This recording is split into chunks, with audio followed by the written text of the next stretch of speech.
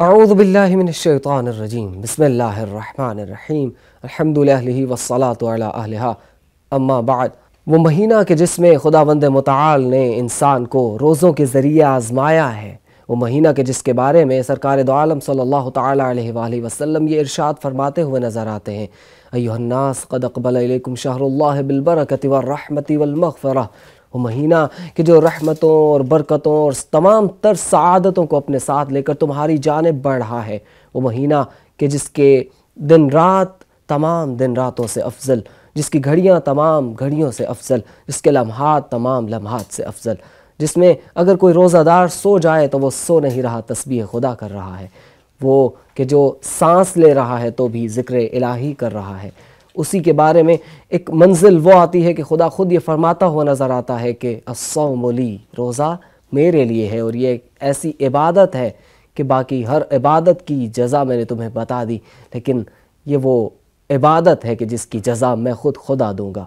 لیکن دوسری طرف جب ہم نگاہ کرتے ہیں تو امیر المؤمنین علی بن ابی طالب علیہ السلام ہمیں خبردار کرتے ہوئے نظر آتے ہیں کہ دیکھو کم من صائم لیس لہ من صیامہ الا الجوع والظما، کتنے ہی روزہ دار ایسے ہیں کہ جنہیں ان کے روزے سے بھوک پیاس کے علاوہ کچھ حاصل نہیں ہوتا، کتنے ہی قیام کرنے والے اور نمازی ایسے ہیں کہ جنہیں سوائے اٹھنے بیٹھنے کے اور کچھ حاصل نہیں ہوتا۔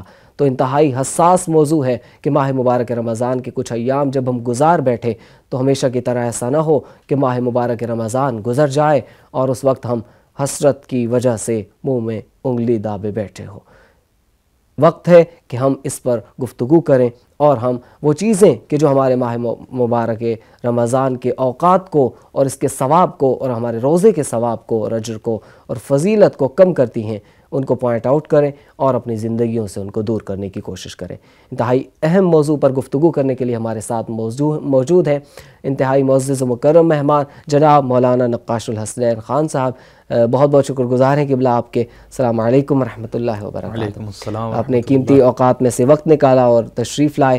پہلا سوال میں یہاں سے آغاز کرنا چاہوں گا کہ وہ آئیڈیل چیز کیا ہے روزے اور ماہ مبارک رمضان کے حوالے سے جو ائمہ علیہ السلام کی طرف سے ہمیں ملتی ہے اور بتائی جاتی ہے کہ کس طرح ہمیں یہ روزہ گزارنا چاہیے اور کس طرح یہ ماہ مبارک رمضان گزارنا چاہیے۔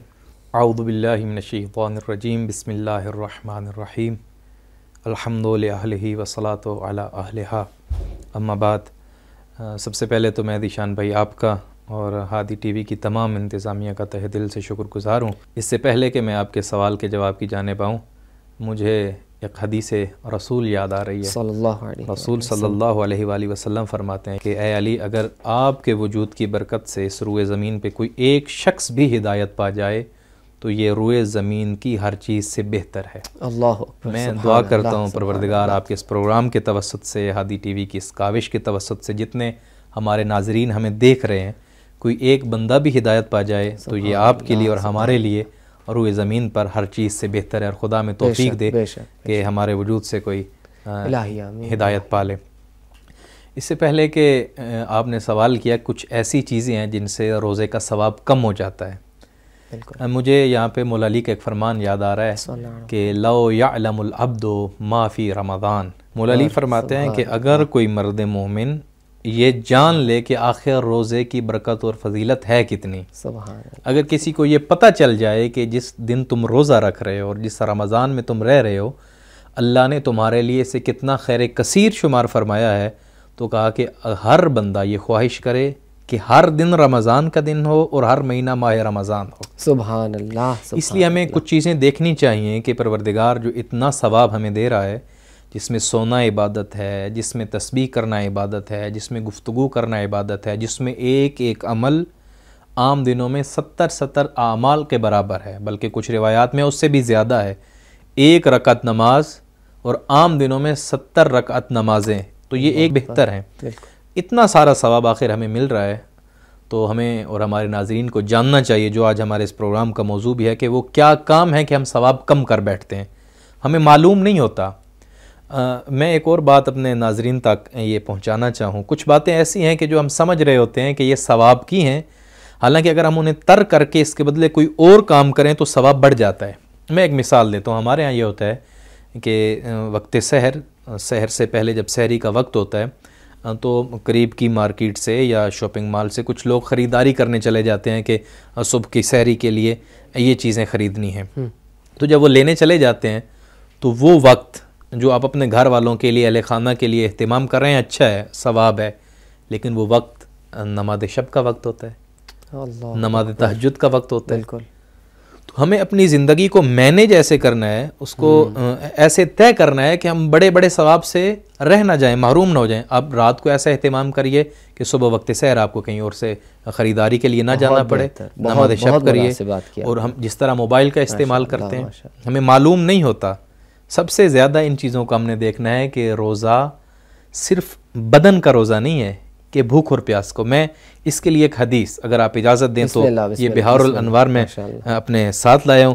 اس کی جلد 93 ہے اور پیج 292 ہے. اس میں خود امام صادق صلوات اللہ علیہ، اللہم صلی علی محمد و آل محمد، وہ خود بتا رہے ہیں. میں اپنی طرف سے کوئی بات نہیں کہوں گا.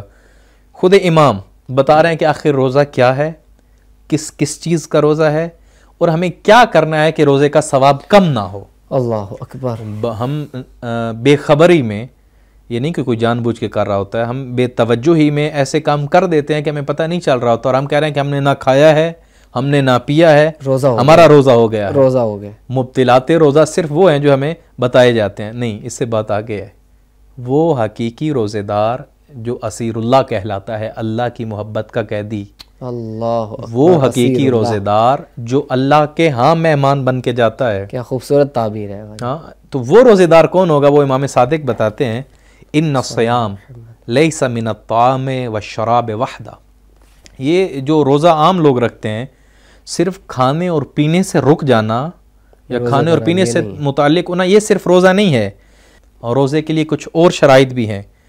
ان میں سے مولا بہت ساری شرائط بتا رہے ہیں. انما للصوم شرط، روزے کے لیے کچھ شرائط ہیں. ان شرائط کا مومن نے خیال رکھنا ہے تاکہ مولا کہتے ہیں کہ وہ روزہ جو حقیقی روزہ ہے وہ روزہ تمام ہو جائے، اس کا حق ادا ہو جائے. کچھ شرائط کا خاص خیال رکھنا ہے. وہوا، اور وہ جو شرائط ہیں، الداخل، وہ روزے میں داخل ہیں. یہ شرطیں کو روزے سے الگ نہیں ہیں. ہم کہتے ہیں نا کہ صرف روزہ کھانے اور پینے سے رکنے کا نام ہے. مولا کہتے ہیں نہیں، جو شرائط میں بتا رہا ہوں وہ روزے کے اندر داخل نہیں ہے کہ روزہ ہوگا اس کا ثواب بڑھ جائے گا، بلکہ روزہ ہی ان کے بغیر نہیں. مولا نے کہا کہ تم نے وہ قول نہیں سنا جو حضرت مریم بنت عمران نے کہا تھا، قرآن کی آیت امام نے پڑھی، انی نذرت للرحمن صوما فلن اکلم اليوم انسیا.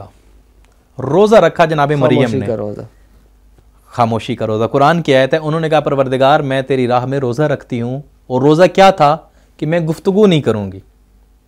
مولا کہتے ہیں اس کا مطلب ہے زبان کا بھی روزہ ہوتا ہے. اللہ اکبر. قرآن میں آیت آئی ہے کہ چپ کا روزہ، چپ کا روزہ. تو اس کا مطلب ہے کہ صرف بھوک کا روزہ نہیں ہے، چپ کا روزہ ہے. اس کا مطلب ہے صرف بھوک کا روزہ نہیں ہے، نگاہ کا روزہ ہے. اس کا مطلب ہے صرف بھوک کا روزہ نہیں ہے، کانوں کا روزہ ہے. اس کا مطلب ہے صرف بھوک کا روزہ نہیں ہے، زبان کا بھی روزہ ہے. خود آگے مولا پھر فرماتے ہیں، اور جب تم روزہ رکھ لو، یہ شرط داخل ہے روزے کی قبولیت میں کہ تم پھر اپنی زبان کی حفاظت کرو. اللہ اکبر. جس طرح کھانے اور پینے کی چیزوں سے اپنے شکم کو بچا رہے ہو، اپنے پیٹ کو بچایا ہوا ہے ان چیزوں سے جو کھانے اور پینے کی شمار ہوتی ہیں، اسی طرح زبان کو بھی بچاؤ ان الفاظ سے جو اسے پسند نہیں ہے. ماشاءاللہ. اسے صرف تمہارا بھوکا رہنا پسند نہیں ہے. بہت خوب. یہ نقطہ میں سمجھنا ہے دیشان بھائی، کہ مطلب تم کھا نہیں رہے، پی نہیں رہے تو اسے صرف یہ پسند ہے. اسے صرف یہ پسند نہیں ہے. پروردگار کو یہ پسند ہے کہ یہ جو زبان میں نے اس بندے کو عطا کی ہے یہ میری تعریف میں بولے، اور جو یہ کسی کو پریشان کرنے میں، کسی کی مذمت میں، کسی کی غیبت میں نہ بولے. اللہ. پھر مولا فرماتے ہیں وَغُضُّوا أَبْصَارَكُمْ، زبانوں کی حفاظت کرو اور اپنی نگاہوں کو جھکائے رکھو. یہ شرط الداخل، یہ روزے میں ہے، یہ روزے کی شرط ہے، کوئی ہٹ کی شرط نہیں ہے. یہ بات ہم نے ذہن میں رکھنی ہے. وَغُضُّوا أَبْصَارَكُمْ، اپنی نگاہیں جھکائے رکھو. مولا نے پہلے قرآن کی آیت پڑھی، جس طرح چپ کا روزہ ہے اس طرح بتا رہے ہیں زبان کا بھی روزہ ہے، آنکھوں کا بھی روزہ ہے. ادھر نہ دیکھو رمضان کی حالت میں روزہ رکھا ہوا، جس طرف سے مولا علی کی آنکھوں کو عین اللہ کہا گیا. کیا مطلب تھا؟ یہی کہ کبھی اس جانب دیکھا ہی نہیں جدھر خدا پسند نہ کرتا ہو. اللہ اکبر. زبان لسان خدا، مراد یہی ہے کبھی وہ بولا ہی نہیں، کبھی زبان پہ وہ لفظ ہی نہیں ہے جس سے پروردگار ناراض ہوتا ہو. مولا فرماتے ہیں آنکھوں کو بھی بچاؤ، اپنی زبان کے بھی بچاؤ. ولا تنازعوا، اور جھگڑا نہ کرو. اور روزہ رکھ کے ہم دیکھتے ہیں کئی باتوں میں ہم جھگڑ رہے ہوتے ہیں. جھگڑا ویسے ہی منع ہے. فضول کی بحث کر رہے ہیں.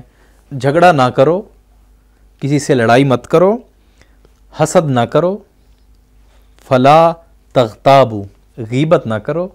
یہ ساری شرائط داخل ہیں. ولا تکذبوا، جھوٹ نہ بولو. کسی کی مخالفت نہ کرو، کسی کے اوپر غضبناک نہ ہو، کسی کو گالی نہ دو. لا تظلموا، کسی پر ظلم نہ کرو. آغا جان جو اب آپ چیزیں گن رہے ہیں، ویسے یہ ساری چیزیں حرام چیزیں گنوا رہے ہیں، تو ہم یہ نتیجہ لے سکتے ہیں کہ یعنی امام علیہ السلام نے روزے کے اندر ہر حرام کام سے ہمیں منع کر کے یہ بتایا ہے کہ اگر تم روزہ رکھ کر حرام سے بچتے ہو تو ہی تمہارا روزہ کامل ہے. بالکل ٹھیک کہہ رہے ہیں. میں آپ کی اس بات میں اضافہ کرتا چلوں، مولا یہ بھی کہہ سکتے تھے صرف سچ بولو. بالکل. واجبات کا بھی کہہ سکتے تھے. مولا نے صرف حرام سے کیوں روکا ہے؟ مطلب یہ ہے کہ آپ حرام سے روکیں گے تو دو کام ہو جائیں گے. ایک تو آپ جھوٹ نہیں بول رہے تو بولیں گے تو کیا بولیں گے؟ بہتر سچ بولیں گے. سبحان اللہ. مطلب آپ گناہ ترک کرتے جائیں گے، آپ کی خامیاں ختم ہوں گی، خوبیوں میں اضافہ ہوگا. اچھا آغا جان، یہ ویسے اگر ہم بحیثیت ایک نوجوان کے ایک رہنمائی اگر وہ چاہتا ہے کسی عالم سے، آپ نے دیکھا ہوگا، آپ سے بھی سوال کرتے ہوں گے نوجوان، آغا جان زندگی اچھی نہیں گزر رہی، بہت نیک نہیں ہوں، بہت اچھا نہیں ہوں، کوئی آسان سا شارٹ کٹ بتائیں. تو بجائے آپ انہیں چیزیں گنوائیں کہ یہ بھی کرو، یہ بھی کرو، یہ بھی کرو، اگر آپ اسے یہ کہیں یہ چھوڑ دو، یہ چھوڑ دو، یہ چھوڑ دو، اسے آسان لگتا ہے اچھا ہونا، خدا کی طرف آنا.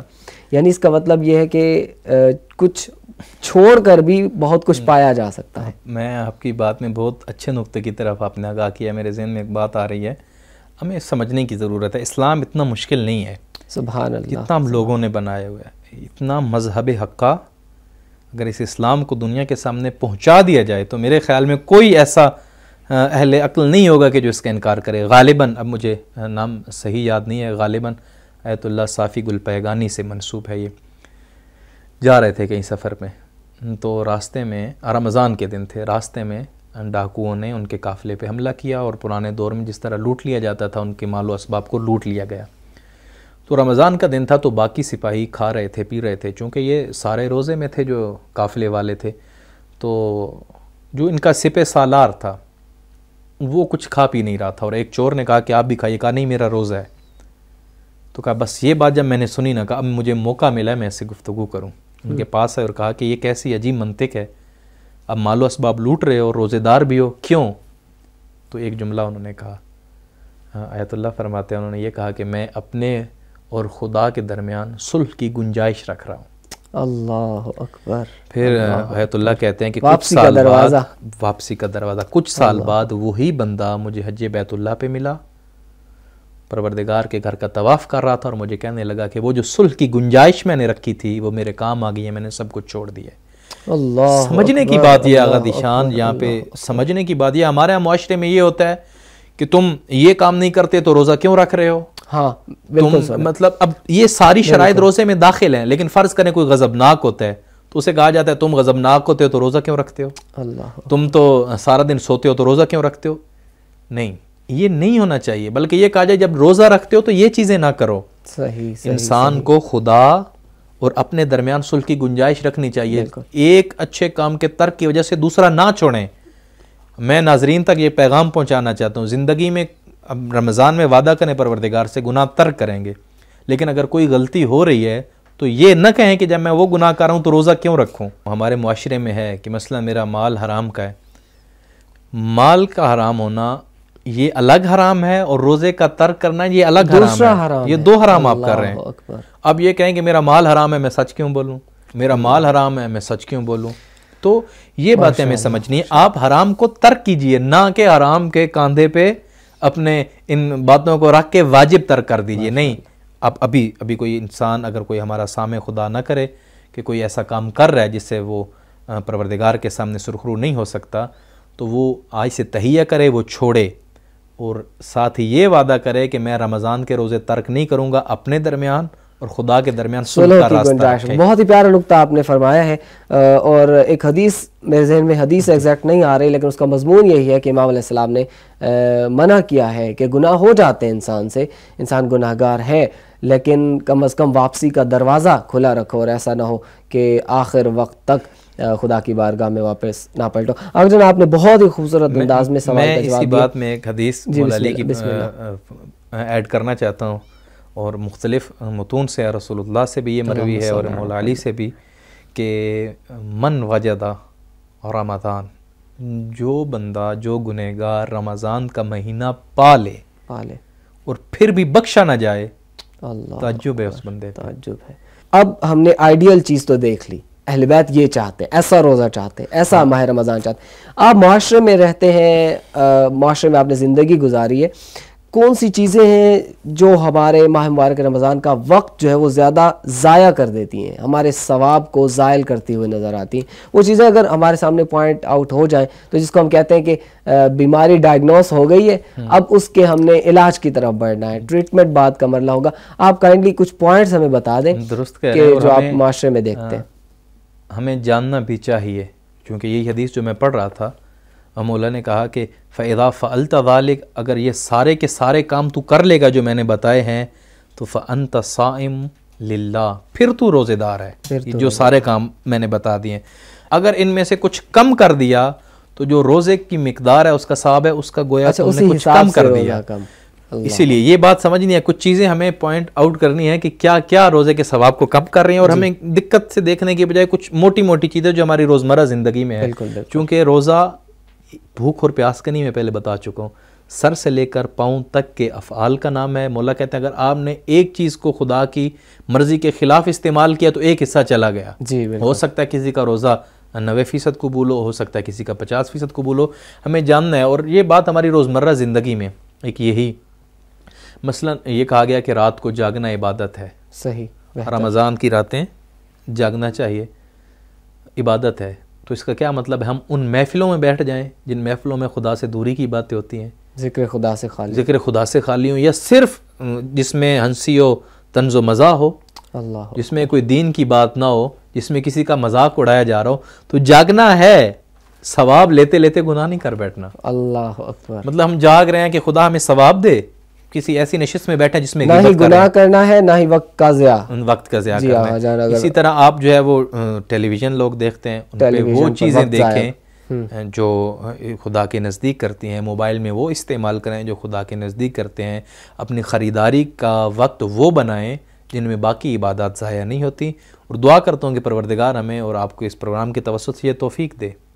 الحمدللہ, بہت بہت شکر گزار ہیں کہ نئے نکات کچھ جن کی طرف ہم متوجہ نہیں تھے آپ کے اس ذکر کی, اور خصوصاً حدیث امام علیہ الصلوۃ والسلام کی برکت سے ہم نے ان کی طرف توجہ کی ہے. یقیناً عمل کرنے کی نیت سے ہی ہم نے توجہ کی ہے, اور خداوند متعال ہمیں توفیق دے کہ ان سب چیزوں سے, اور بالخصوص آج کل جو ہمارا زیادہ وقت صرف ہوتا ہے, اگر ہم اپنی زندگی کی طرف نظر دوڑائیں تو سوشل میڈیا کی طرف, اور فیس بک, واٹس ایپ اور ان سب چیزوں کا مس یوز جو ہم کرتے ہیں, اور خصوصاً وقت کا ضیاع کرتے ہیں, اور ان کو بغیر کسی پرپز کے اور بغیر کسی گول کے جو یوز کرتے ہیں, اس کو ہم نے خصوصی توجہ کے ساتھ اس ماہ مبارک رمضان کے گزرتے دنوں کے ساتھ امپروو کرنا ہے, بہتری کی جانب آنا ہے, اور خدا کی جانب آنا ہے, تاکہ ہمارا روزہ وہ ہو جو اہل بیت نے بتایا ہے جیسا وہ چاہتے ہیں. اسی کے ساتھ ہی اجازت دیجیے. السلام